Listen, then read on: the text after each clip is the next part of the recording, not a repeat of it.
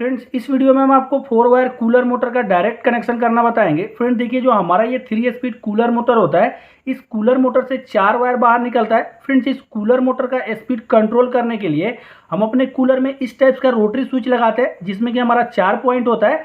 अगर फ्रेंड्स आपका ये रोटरी स्विच खराब हो जाता है या आपके कूलर में इस टाइप का रोटरी स्विच नहीं है और वहाँ पे आप इस 3 स्पीड कूलर मोटर को चलाना चाहते हैं, तो आप इसका डायरेक्ट कनेक्शन कैसे करेंगे।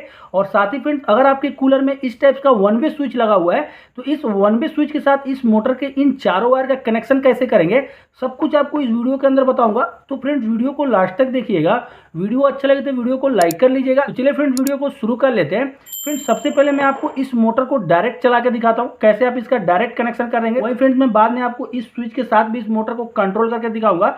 तो फ्रेंड्स उसके लिए आपको क्या करना है, देखिए जो आपका ये कूलर मोटर का 4 वायर होता है, इसमें से इसका 3 वायर स्पीड के लिए होता है, एक आपका कॉमन वायर होता है। तो फ्रेंड देखिए जो इस मोटर का वायर होता है, इसमें से जो ब्लू कलर का वायर होता है इस मोटर का कॉमन का वायर होता है, जो रेड कलर का वायर होता है ये लो स्पीड का होता है, व्हाइट कलर का वायर होता है मीडियम स्पीड का होता है, और जो ब्लैक कलर का वायर होता है ये इसका हाई स्पीड का वायर होता है। वही फ्रेंड देखिए इस कूलर मोटर को पावर सप्लाई देने के लिए यहाँ पे हम 2 वायर यूज कर रहे हैं, जो कि एक रेड कलर का वायर है, एक हमारा ग्रे कलर का वायर है। और फ्रेंड्स आपको करना क्या है, देखिए जो आपका ये कूलर मोटर का कॉमन का वायर रहेगा इसको आपको लेना है, और जो आपका ये सप्लाई का 2 वायर है इसमें से आपको एक वायर को लेना है, और लेने के बाद क्या करना है, इन दोनों वायर को यहाँ पे आपको ज्वाइंट कर लेना है। ज्वाइंट करने के बाद फ्रेंड्स अब आपको क्या करना है, यहाँ पे इसको टेप लगा लेना है। तो चलिए पहले इसको हम यहाँ पे टेप लगा ले रहे हैं।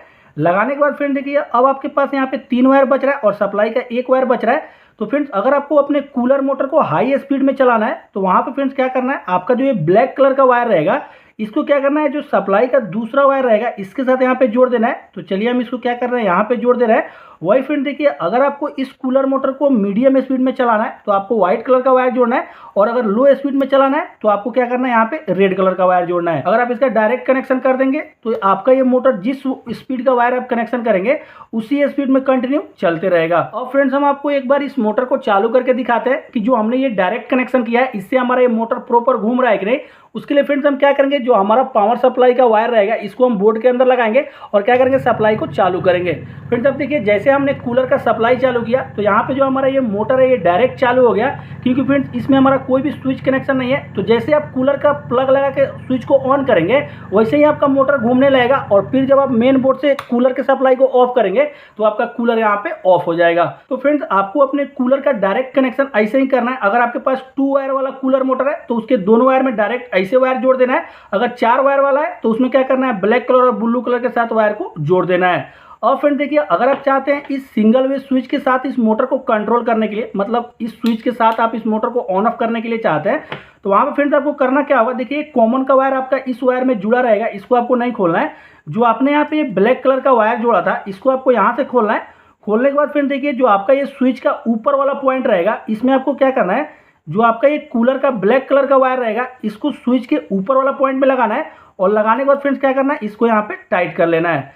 उसके बाद फ्रेंड देखिए जो आपका यहाँ पे अब सप्लाई का 1 वायर रहेगा इसको फ्रेंड्स आपको क्या करना है, जो इस स्विच का नीचे वाला पॉइंट रहेगा इसको फ्रेंड्स क्या करना है, यहाँ पे लगाना है, और फिर क्या करना है, इसको यहाँ पे टाइट कर देना है। और फ्रेंड्स क्या होगा, जो हमारा ये कूलर मोटर होगा वो इसी स्विच से ऑन ऑफ होगा। और फ्रेंड्स हम एक बार इस मोटर का सप्लाई चालू करेंगे। फ्रेंड्स यहाँ पे देखिए हमारा ये स्विच ऑन है, तो यहाँ पे हमारा मोटर चालू हो गया है, और जैसे हम इस स्विच को यहाँ से ऑफ करेंगे तो देखिए हमारा ये कूलर मोटर यहाँ पे ऑफ हो जाएगा। पहले क्या हो रहा था, डायरेक्ट बोर्ड से ऑफ करने के बाद ऑफ हो रहा था। वहीं अगर आप अपने कूलर में इस टाइप का एक स्विच लगा देंगे तो जो आपका ये 3 स्पीड कूलर मोटर रहेगा वो भी इस स्विच से यहाँ पे देखिए आसानी से ऑन ऑफ हो जाएगा।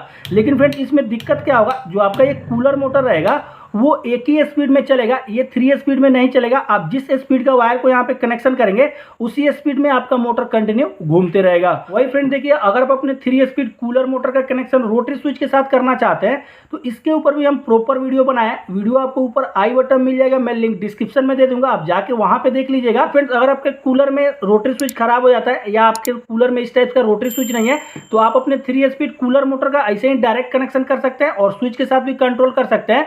उम्मीद है फ्रेंड्स आप इस वीडियो को समझ गए होंगे। फिर भी अगर आपके मन में कोई भी डाउट है, अगर आप इस कनेक्शन को कहीं पे नहीं समझ पाए या हमसे कुछ पूछना चाहते हैं तो आप हमको कमेंट कर सकते हैं, मैं आपका जरूर हेल्प करूंगा। चलिए मिलते हैं एक नए वीडियो में, तब तक के लिए जय हिंद।